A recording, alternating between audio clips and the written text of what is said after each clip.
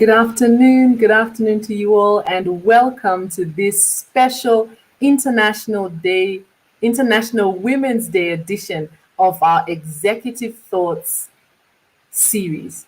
In complex times, leaders need different strategies and tactics to drive sustainable performance. If we are facing new business pressures, we can't use yesterday's leadership and management approaches and expect to get positive results. We need an approach to leadership that is suited to today's business context. Hosted by PTS Africa, the EQ at Work Executive Thoughts series is a monthly conversation with executives from across Africa, delving into their insights about the future of work and how leaders can pivot to ensure that they remain relevant as they lead their teams forward during this season of uncertainty.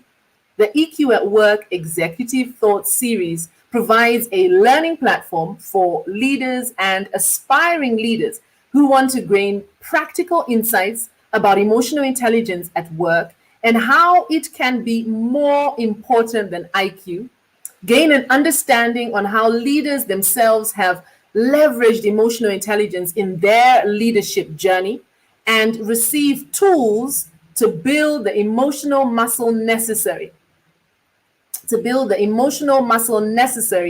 lead in these uncertain and unpredictable times and drive sustainable performance.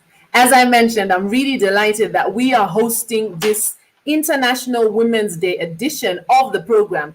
And I want us to dive straight in and invite our moderator, Leroy Mnetsi, the COO consulting at Alexander Forbes, to take his place as he will be leading us through this conversation. Leroy is a financial professional with a diverse understanding of business and leadership, gained through his experience across a variety of industries and geographies. With a financial management background, he is passionate about solving problems, optimizing performance, and leading people. Leroy, I am delighted to welcome you to lead today's special conversation with our guest as we celebrate International Women's Day. Leroy, over to you. Thank you, boss lady. Really appreciate it. And a special welcome to our guests. It's always an exciting opportunity for me to be part of this conversation. EQ at Work is now one of the highlights of my month, where I do get this opportunity to talk to different people, and as part of PTS Africa, support our growing understanding and basic awareness of the power behind EQ. And I think in the series so far, we've had the opportunity to talk to people in Tanzania, in Kenya, in South Africa, as well as Malawi. And today we find ourselves back in the East African hub, and I'll be introducing you to Wambui Mbesa. She is the CEO of INTRASOFT International, a homegrown Kenyan lady who has an amazing story, and an amazing story which, in the way we like it at PTS Africa, balances the hard skills and what we generally refer to as the soft skills. I listened to something by Simon Sinek recently, which interestingly has got me avoiding using the term soft skills, because he prefers to refer to them as human skills. And he says the hard skills, they may be what they are, and it's all about IQ, but the human skills are what make us who we are. And that's going to be the difference between us and the machines. And I'm sure Wambui, as a technology expert, will probably elaborate on some of those dynamics as we go through. But without further ado, a very special and warm welcome to you, Wambui. We look forward to having this conversation. How are you today in Nairobi? Oh, thank you. I'm doing great, Leroy, and really a pleasure to be part of this conversation today. Awesome. You are no doubt an experienced business executive, a technology practitioner who has climbed through the ranks, and I think you've worked for a number of interesting organizations, and now you are a CEO of INTRASOFT International with responsibility for the East African hub, I believe. Yes, East African hub, as well as the Southern African. I come to Zambia, Zimbabwe area quite a bit. Yes, yes. Okay, okay. I think for me, it's always with great pride when I speak to fellow professionals who have a multinational spin in their roles, because I think there's just so much power in the exposure that we get from working with people in different geographies and in different environments. And no doubt we'll try and draw on some of your lessons from that as we continue the conversation. But very, very special welcome. And as Mucha has pointed out, today is a special International Women's Day edition to our series. And you no doubt have had a lot of experiences which talk to the power of women in leadership and the challenges that women face on their professional journeys. But no doubt before we go into some of that more juicy stuff, which is more current, let's take it back to the beginning and see if you can tell us a little bit about your background, where you were born, some of your family dynamics, and just the early days of Wambui. So thank you very much. First of all, let me say I'm really, really delighted to be part of this discussion today. It's always a privilege for me and a delight when I am engaging, especially talking about issues of women and the journeys across the career, especially in technology space. And yeah, so thank you for having me. So let me start from the beginning. I was born in Kenya, Nairobi, many years ago. But it's very interesting because I did not grow up with just my siblings. I grew up with 96 other children. And were brought up by a British white lady. So everybody probably is wondering, what am I talking about? Yes, I did lose my parents when I was very young, and I found myself in a children's home in Nairobi, Kenya. So that is how I ended up with the 96 other, siblings. However, growing up was very interesting because the home was in a very posh neighborhood, if I may put it that way. For the listeners in Kenya, I'm talking about, the home is in Muthangari, there's Lavington, on one side, Wayakiwe on the other side, Kianda College on the other side. So, very, very good neighborhood. But just beyond the neighborhood, also the slum areas of Kangemi and Kawangware and Kangemi and Gatina, Waroko. So this was the neighborhood I grew up in. So just a step into very posh neighbors, and then another step into the slum neighborhood where I had a lot of friends. So what happened is we got access to very good education. We had a few schools around the home. This was the home run by the Salvation Army here in Nairobi. So very good education. We went to good primary schools. We had very good command of English very early in life because most of the volunteers were actually British,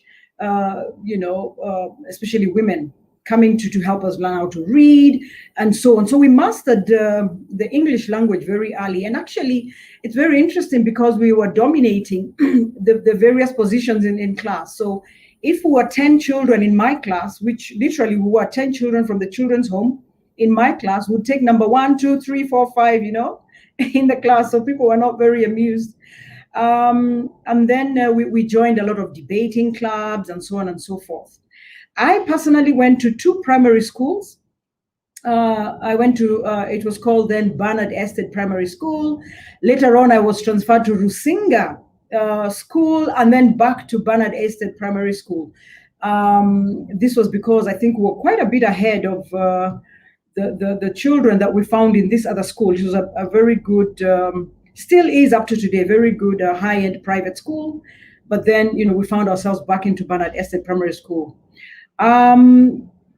So that was it. And let me just say one other dynamic about my growing up. I personally was very, very aggressive, a young person. I had a lot of questions as I was growing up. Why am I here? Why Why am I not like in a home like other children, small nuclear families and so on. So probably this, not probably, but it really did shape me.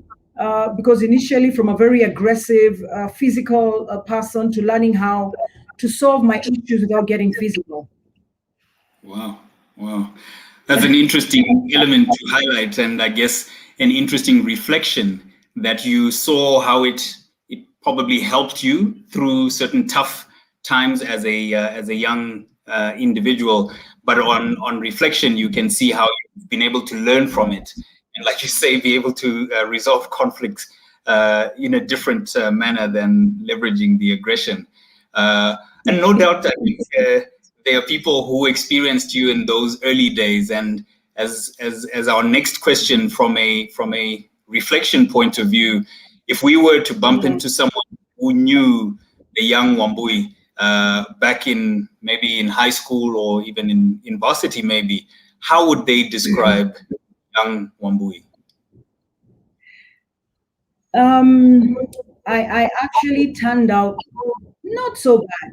I think one of my teachers would describe me. This is my headmistress from State House Girls High School, which is where I went. I think she would describe me as a smart young lady, very relational and engaging. She had to really call out my potential, my leadership potential. And of course, looking back in retrospect, she did understand the background I came from. And I think she was very deliberate about calling out my leadership skills. I did very well in State House and again, taking very high, number one, number two, and so on in class. But she also did something very interesting for me. She ensured that I became a prefect in this very, let me just call it high-end school. I mean, State House is one of the best schools in the country. It's a national school. It was a day school then, so it was not a boarding school. And I used to go home and come back every day. And I remember one time after I became a prefect, which was a big shock to me. And that was, what I'm talking about, calling out my leadership skills, because I was still a bit very timid. I was very good in table tennis. That's how I used to hide. Sometimes I would run away from class. I would skip class just to play table tennis. And for some reason, they allowed me to do that at State House. But it came a time when we needed to, representing the school at the national table tennis championships. And I refused to go. I refused to go because I was in Form 4. This was a very critical year for me. I had to pass my exams because at the children's home, there was no second chance. It was a conveyor belt. You had to pass your exams and move on to your high school or go and become a house girl or something if you don't make it. So I refused to go. And I remember Mrs. Gikonyo calling me. And I will never forget, she told me, Wambui, you can excel as a leader. You've done well as a prefect. You can excel in sports and in your academics. So go for it. And she convinced me. I went, and guess what? I became the national champ for table tennis for the whole country in 1984. So now you can guess my age. Wow. But that is what my teachers would say about me. That's an amazing story and very inspiring, actually. Yeah, let me talk about university, because something interesting happened at university. I was called to Kenyatta University, where I was studying Bachelor's of Education in Economics and Business Studies. I did not want to go to Kenyatta University. My first choice was to go to Nairobi University because I wanted to do law. And I had reasons, very selfish reasons, vengeful reasons to want to do law. I wanted a few people in jail. That was my young mind that time. But I missed the threshold for going to do law, and I had to take my second choice. And at the university, my friends who were with me in high school, by this time it was a Kenya high school, that's where I did my Form 5 and 6. They actually put my name, in the posters to campaign to be one of the student leaders at the universities. So I won the campaign, and I became a student leader. at the university. A reluctant leader, if I may say, but there I was. So very interesting. Wow, wow. And it's interesting how we've barely been chatting for 10 minutes, but you are already we can see punctuations of leadership through your early days with your 96 siblings, and showing a great adeptness and an ability to still thrive under those challenging circumstances. And also finding the opportunities to learn how to balance some of that passion or aggression that you had in your younger days, becoming a prefect and becoming a student leader at university, becoming a table tennis champion. Already very interesting and amazing highlights in the early half of your life, I must say. If I can try and be a math whiz and calculate that's within the first half, so to speak. But what would you say? What would you say inspired or gave you inspiration from a leadership point of view? And maybe you could draw on either your role as a prefect or your role as a student leader. Where do you draw leadership inspiration from in those early days? In my early days, let me just say, I was a reluctant leader, first of all, and I didn't understand why I kept being called out to lead. In primary school, I was a prefect, but I knew why they wanted me to be a prefect. I was very aggressive, like I said. I always used to resolve my differences with fist fights. I mean, I would fight anybody and everybody. And they made me a prefect to try and tame that, and it worked because I was clever and so on. And then now I'm a prefect, so I'm the one who has to make everybody sort of behave. In secondary, I was called out at State House. Moving on to Kenya High, I now had sort of gotten used to the idea that I was a prefect in Form 1 to 4. It still came as a surprise because it was a very high. It's a school with it was also a high cost school, national school in Kenya, very able potential leaders, and they're leaders today in very many capacities here in Kenya and out of the country. So what inspired me in my earlier days was first of all, a lady called Major Moss. Major Moss was the leader of the superintendent at the children's home where I grew up. And I just used to admire her. She was single lady looking after 96 children, but she was so engaged and involved. So she would punish us for, 96 kids, punish us for, in very creative ways. And then at the same time, encourage us and, gift us when we did well. So she balanced it very well. And I'm talking about a whole spectrum of issues. If you don't wet your bed, for example, a lot of the children used to wet their beds. I'm using that to show you the extreme. You don't wet your bed, you get a sweet, So we all, were trying to ensure we do that. On the other hand, you're naughty in school, she would come to school and you'd get a little bit of a beating, which was quite embarrassing for a white lady to give you a beating in front of, everybody.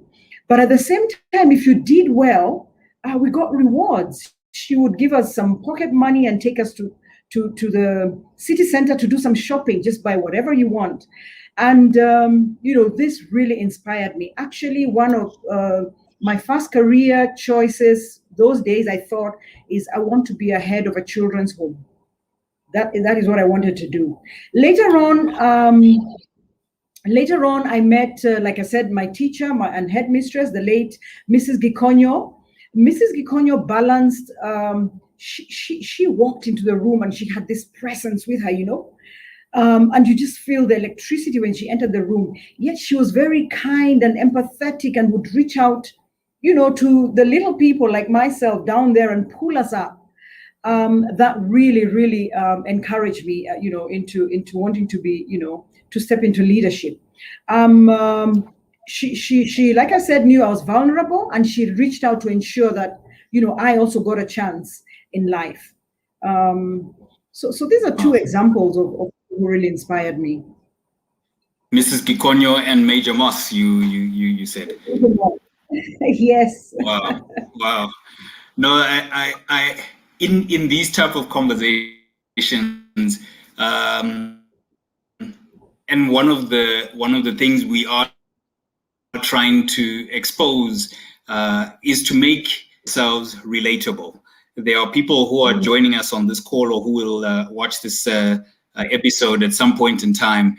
And the important thing is to show that you are human. You show that you had early beginnings with clumsy beginnings. In some cases, you didn't step up to the plate. You were called. You were pulled to the plate in some cases, and you emulated the leaders who were around you. And those leaders who were around you may not have seemed to be prominent members of society or high-flying corporate superstars, but their inspiration has helped you to become who you are today. You kind of had a smirk on your face when you said you aspired to be the head of a children's home. And comparatively now, if you see where you are in relation to where the head of a children's home is, there's a vast difference in the level of responsibility or just the corporate achievement that you've been able to achieve. So that's really, really interesting to see. But you're human, and that's the key thing. You're human, and you learned from different situations, and you become who you are.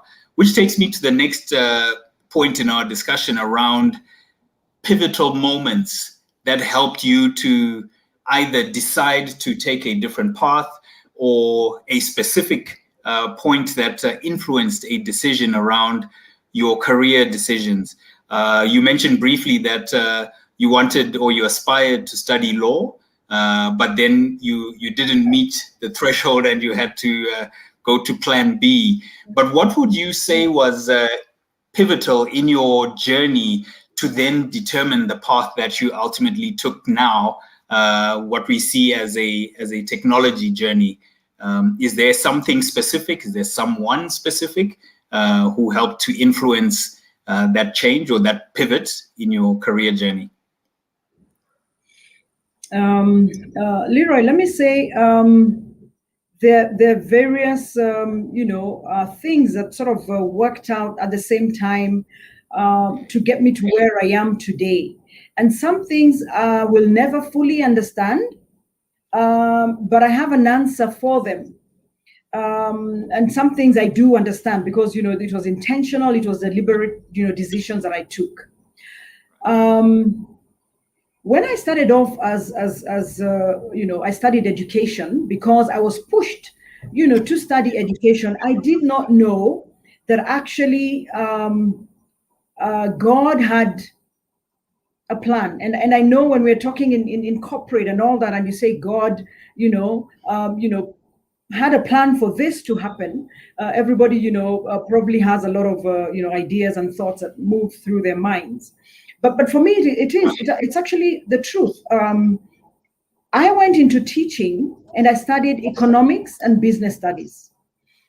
And little did I know that at some point, this is what was first of all going to push me into leadership. Immediately, I graduated from university and I went to teach, in a government school.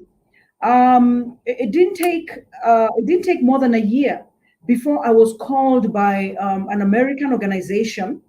They're called Word of Life International, and they wanted to start a school at the coast of Kenyan coast in Ukunda. They already had a center, they were running activities there, but they wanted to start a school and they needed somebody who had an education certificate and degree to do this. And guess who they came for? They came for me. And I resigned from working for the government and I went and I started setting up the school from scratch, from registering the school to employing faculty to recruiting students. I mean, this was leadership just thrusted at me and entrepreneurship as well, because I needed to start thinking, okay, how we don't have classrooms, how are we going to do this? And so for me, as a Christian, I know that, this was God, God directing me in this direction. So studying education was absolutely not a waste. And the kind of lessons I learned, when you're studying education, you're learning psychology, you're learning, a lot of other stuff in terms of building you as a leader, because you need to be able to lead the children and the young adults that you're guiding. So my Christian foundation, very, very important. But then immediately after that, later, a few years after that, after I got married, I sort of left that job and joined my husband, who lived in Nairobi then. And he's an IT guru. So here I was, married to an IT professional, and I began to learn one or two things about IT. At that specific moment, I get a job with the Danish embassy to do some accounting for just a few months. Accounting. Now remember, connecting the dot of my accounting in school, teaching high school students, and then now accounting in the Danish embassy. And it was at the Danish embassy that I first got introduced to automated accounting, because they were using software to do the accounting. So my career as an accountant, teaching accounting, my husband who is IT, and I find myself, automated accounting. So let me just cut the whole story short. My husband was very pivotal in getting me into the IT space, because shortly after we moved into Uganda, he got a job in Uganda. So we followed him from Mombasa to Nairobi to Uganda. And in Uganda, there was a Danish company that was selling the same solution that I found at the Danish embassy. And they needed somebody to teach their customers how to use automated accounting software. I had an accounting background. I have a husband in IT. This is a company that somebody to teach sometimes, automated accounting. So a perfect combination. And this is a company I eventually joined, when they interviewed. And basically I took opportunity, combined all the skills I had. Nothing was wasted at all. And I found myself in Calbro, East Africa, in Uganda. Wow. I like the way right at the beginning of this, you acknowledged God's role in all of this, and how like you are now bringing it all to a head, that the combination of your experience from an educationist with accounting to having a husband who was a tech geek, it all comes together. Wow. That's really amazing. And look, you've achieved inspiring accolades as a leader in the technology arena, and now we can look back at your journey, and to the extent that a few of us will connect with you on LinkedIn and look at your profile. We will read up on you, because fortunately nowadays we can Google you and find a host of different things that you've done. But as we celebrate International Women's Day for 2021, could you share some insights into your journey as a woman in the technology industry, which is no doubt still quite male dominated and doesn't have that gender parity that it should have? But what insights could you share for us to consider based on your experience? Okay, so first of all, let me say I'm what they call a technology migrant. I am not a technology native. By now, you figured out that I did not study technology at university initially. So I'm a migrant. Most of the kids, my children, for example, they're all technology natives. I mean, they were just born with, technology. I got my first computer assigned to me at the Danish embassy in 1996. And those days, believe it or not, for the younger, people listening in, it was a whole process. You switch off a computer. First of all, you have to uncover we used to cover them with all this, covers and cover, switch on the PC, go down, switch off the UPS, the CPU, the UPS, connect the mouse, hit the on button, and then you wait for the computer to boot, huh? And then if you want to make a phone call, you get to the reception, you get your phone, call the receptionist, they call out, and so on.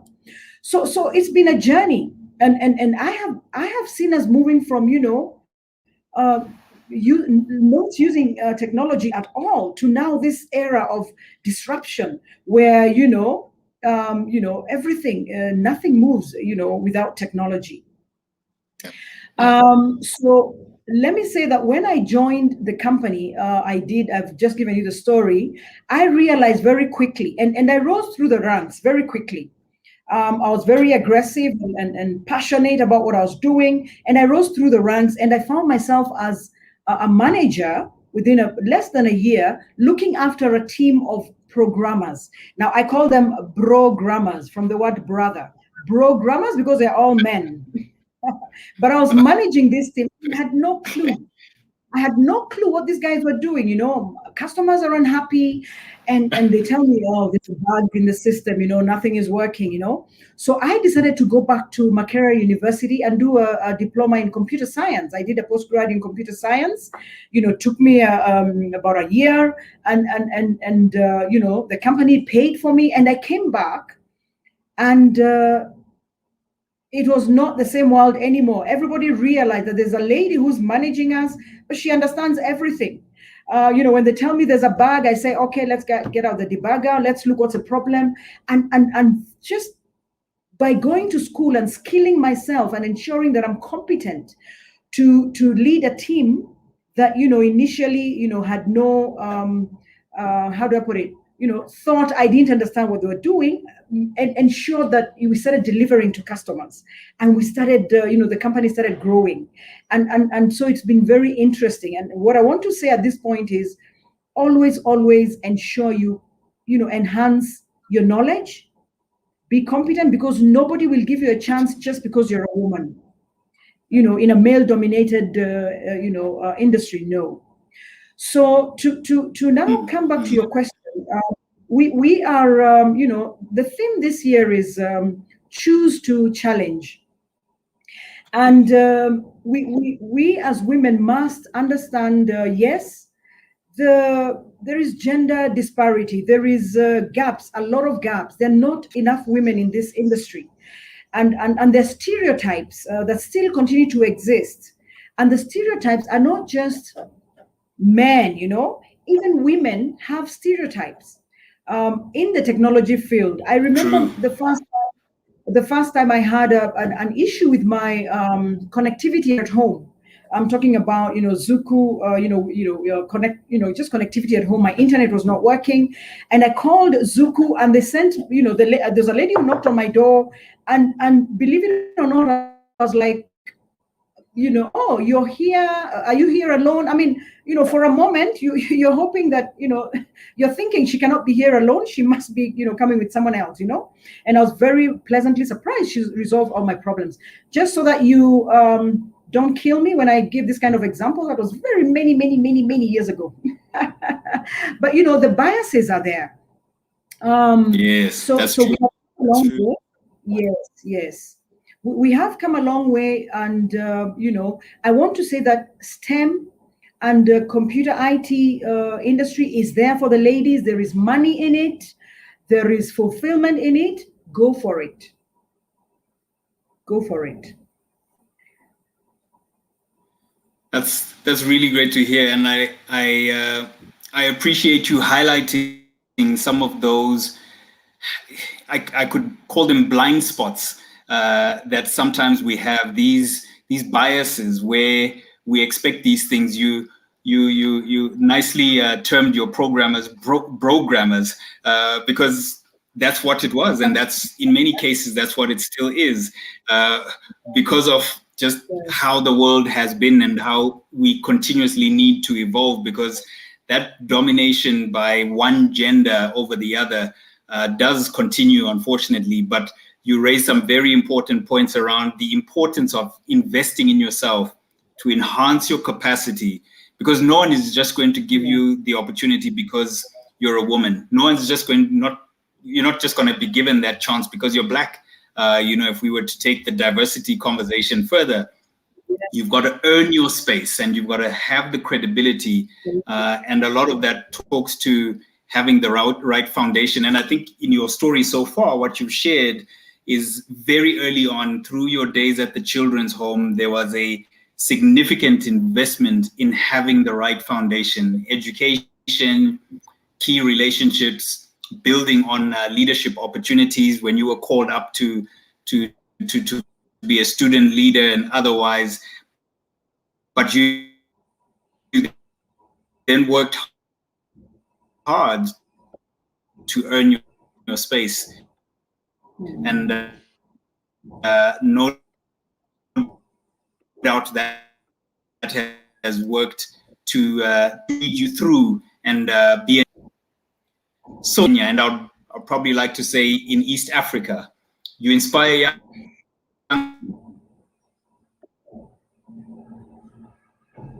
young girls in East Africa to invest more effort in science, technology, engineering, and maths. So your thoughts and aspirations for the future of young women leaders in East Africa?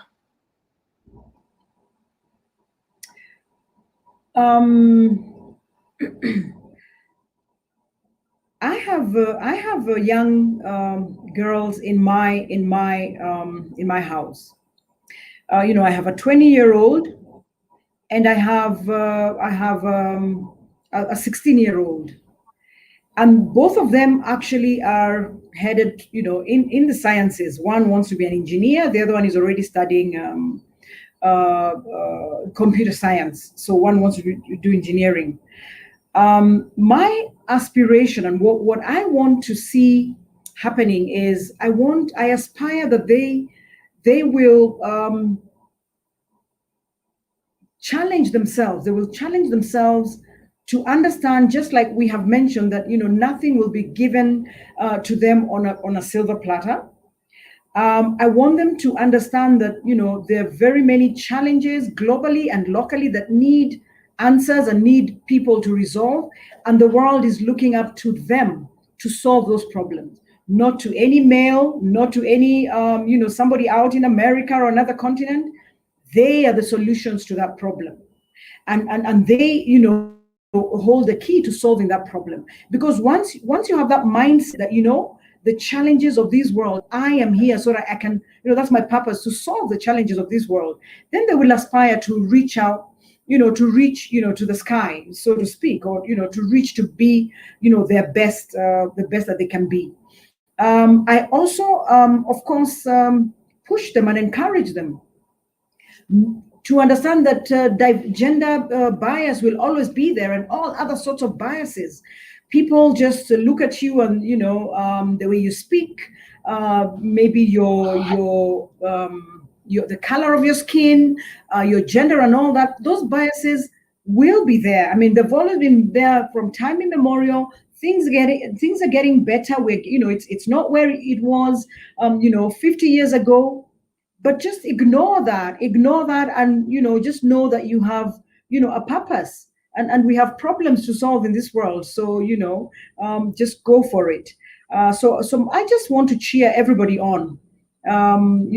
Just keep moving and don't listen and ignore the things happening around you. But last but not least, just helping the girls especially to understand what the non-negotiables are. Because what happens is, especially in our space in IT, is you will come and find, salaries. There's a huge, maybe not huge, but there is a salary disparity. A male and female doing the same jobs, you're not earning the same. You need to learn to be a negotiator. That is one. But also understand what are your, non-negotiables. Don't try to gain the whole world and lose your soul in the process.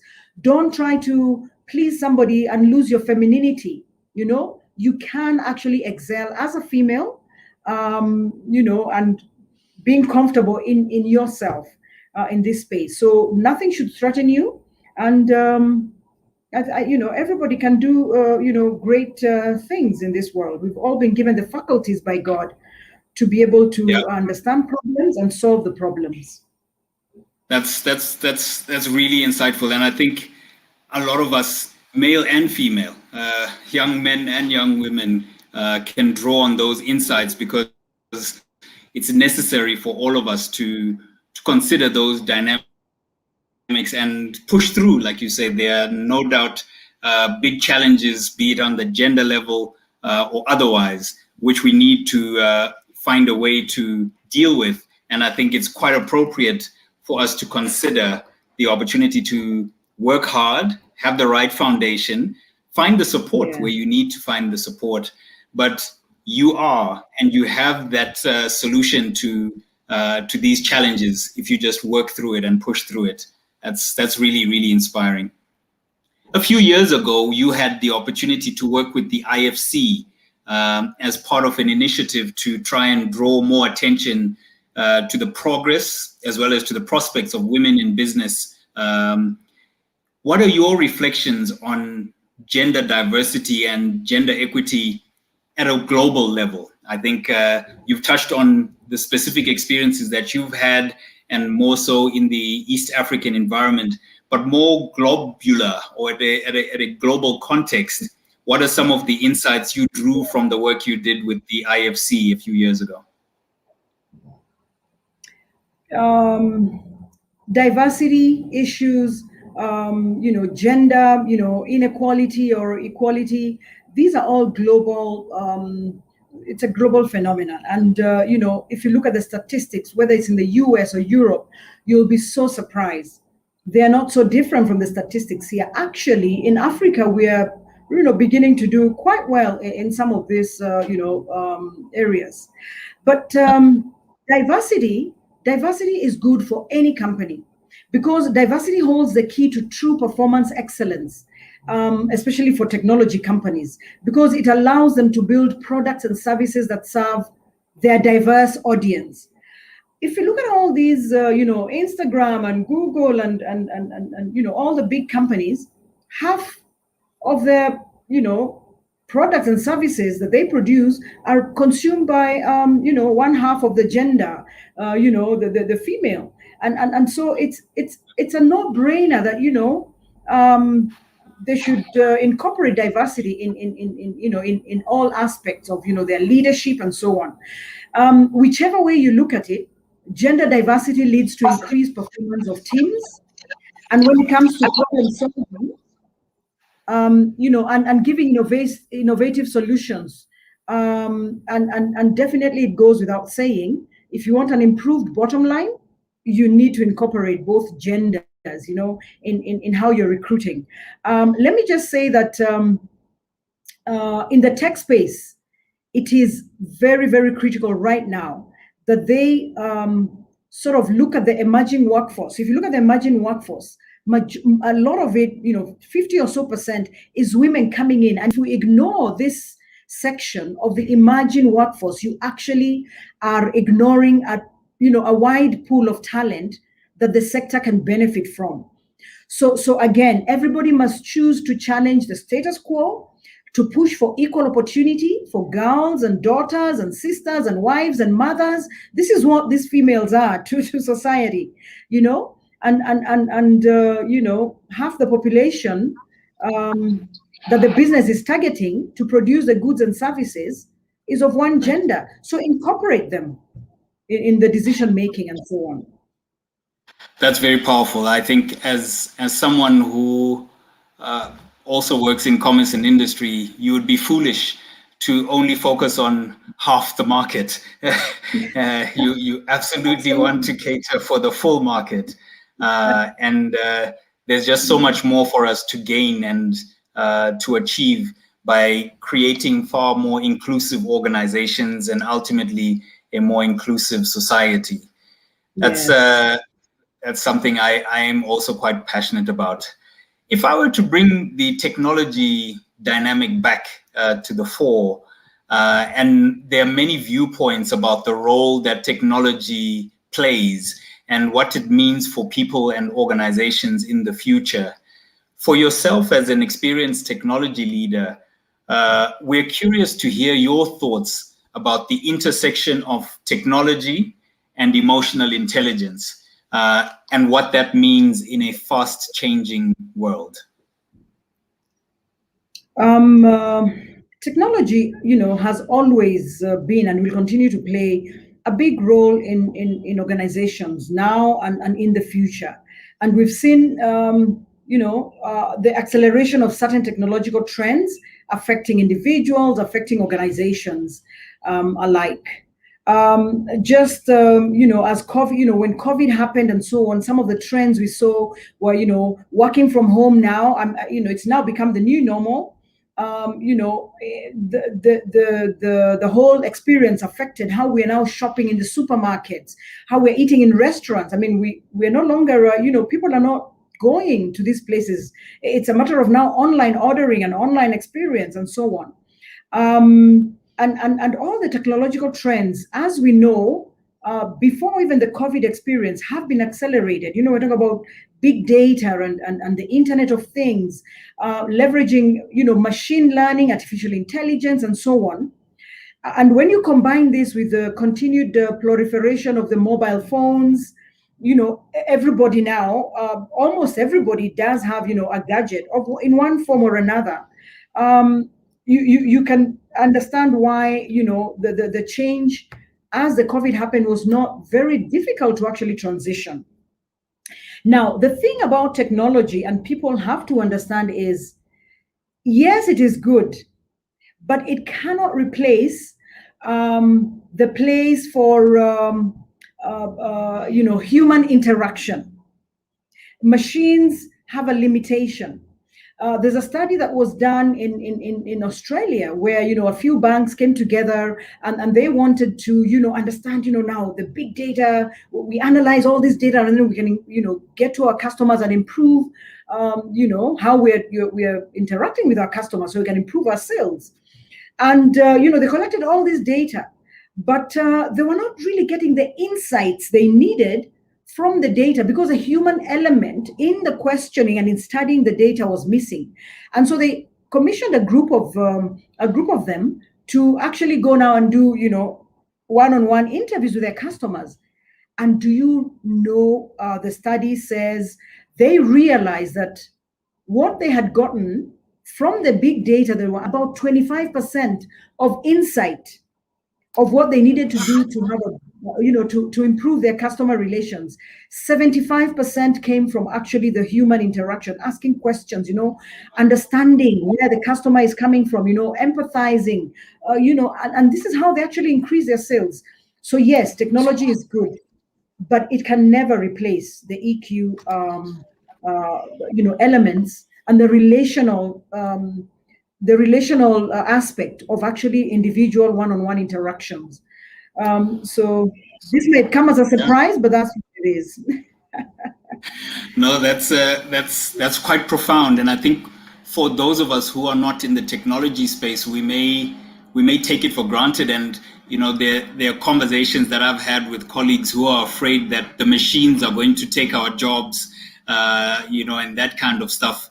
But I guess to your point, the relational side, the human side will always be a differentiator. And I guess in remaining aware and adapting, that adaptability quotient is something that's very important. Faith Kilonzo, who's on the call right now, has highlighted that adaptability quotient, yours actually, is very high. And I think we all need to raise that adaptability to be able to remain relevant in the future.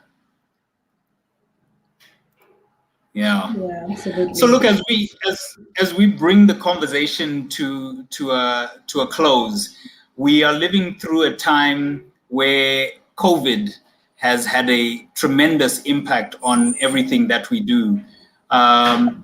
What, in your view, are the key skills that a 21st century leader would need to have to succeed in such a fast-changing environment? I think it all boils down to empathy and emotional intelligence. Leaders in the 21st century will have to be empathetic, emotionally intelligent, and having a high degree of self-awareness. Your names probably distributed. You don't see them every day. So you must find ways to inspire and motivate them to move towards a vision that they can join with you. So find a way of having a personal presence, even though you're not seeing, your employees every day. It's very important to practice self-leadership as well, because they need to see that you can lead yourself, and keep it very authentic. And then the usual, the usual that we already know that leaders need to have, high integrity, honesty, accountability. And when you combine all this with the empathy, and ensuring that employees understand that you feel them, you understand them, you're able to then help them improve themselves and reach their goals, help them to grow. And when employees know that you are interested in them, they will actually do all they can to push your organization forward. This is something I have practiced, I have seen. We have very highly motivated employees. I can, say that without fear of contradiction.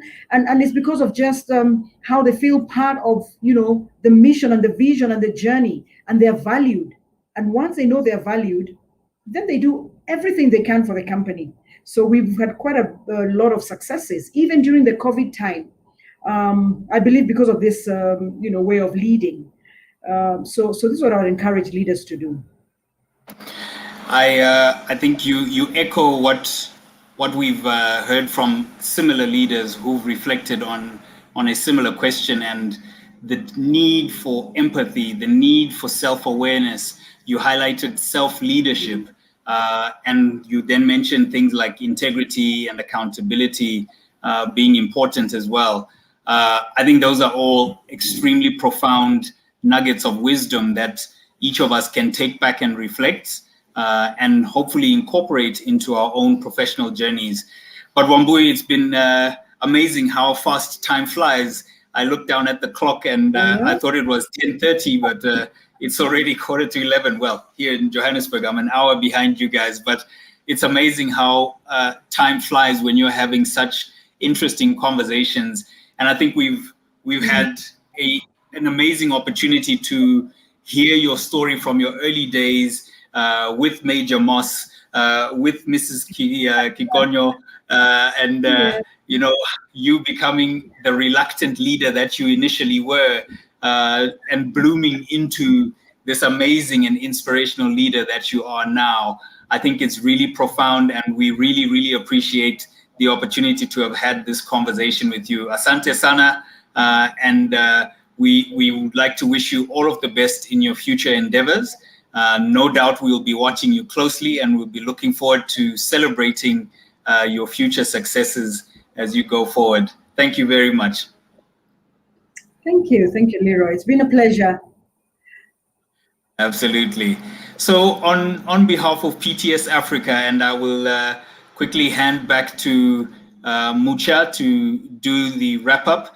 But on behalf of PTS Africa, thank you for joining us. We've had a great conversation with Wambui Mbesa from INTRASOFT International. She is the CEO for the East and Southern region of that business, an inspiring leader, a woman in technology who has learned and worked with programmers and been able to inspire young people to take on more and to do more and ultimately be more.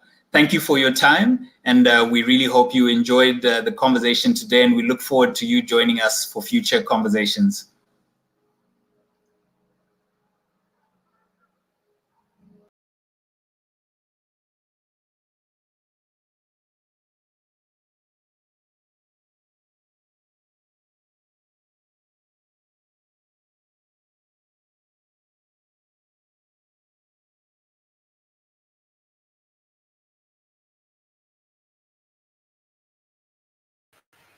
Thank you so much to Leroy and Wambui. That was a fantastic conversation. I truly enjoyed the discussion that was had.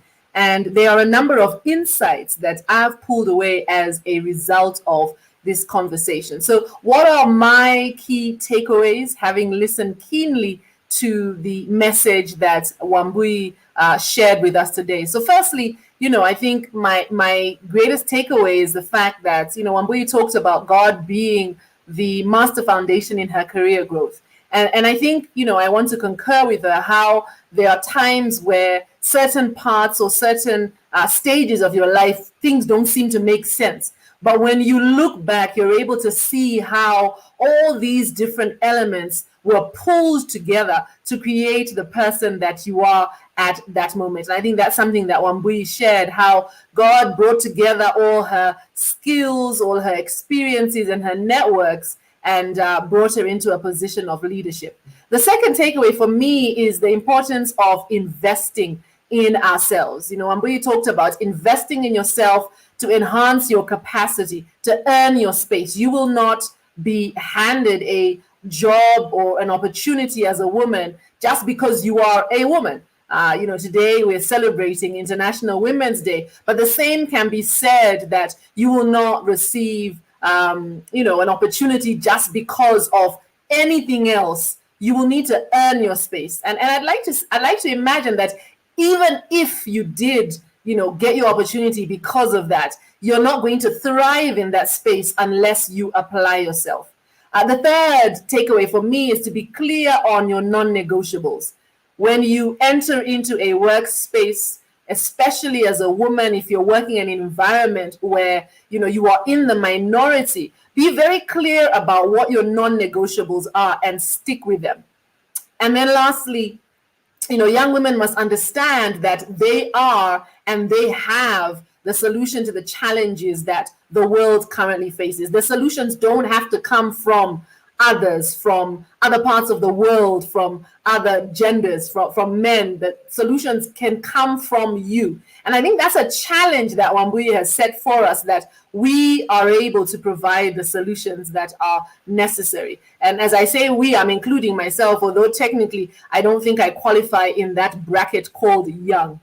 I am so grateful for the conversation that has been had, and would like to wrap it up with a comment that Wambui made, that technology is good, technology is fabulous, but it cannot replace human interaction. As an individual, you need to invest in developing those human skills that Leroy talked about earlier. I love that statement, human skills as opposed to soft skills. You need to invest in those human skills. And as part of that, I would like to invite you to join our closed Facebook group. On Monday, the 15th of this month, we will be launching our 40-week EQ challenge. So over the next 40 weeks from next week, Monday, every week we will be sharing a challenge for the week. And throughout the 40 weeks, we will be supporting you to develop your emotional intelligence. Emotional intelligence is a key skill. According to the World Economic Forum, it is one of the top 10 skills essential for success in this fourth industrial revolution. We've shared the link in the comments. Please do join our Facebook group. We will be going live next week with our 40-week EQ challenge. And at the end of the 40 weeks, we look forward to hearing testimonials from those who have participated, sharing how emotional intelligence truly has transformed their lives. And I don't say that lightly. It really is a game changer, and I am proof of the same. Thank you so much for tuning in with us. We are delighted, as always, to have you as part of this series. Share the link with those who may have missed out. Ask them to watch and listen keenly to all the insights shared by Wambui. So this is it from me. My name is Mucha Mlingo. I am the founder and lead change maker at PTS Africa, the Emotional Intelligence Company. Do join us for our 40-week EQ challenge starting on Monday next week. The details or the link to join our Facebook group is in the comments. Do join and participate with us. Thank you and enjoy the rest of your day.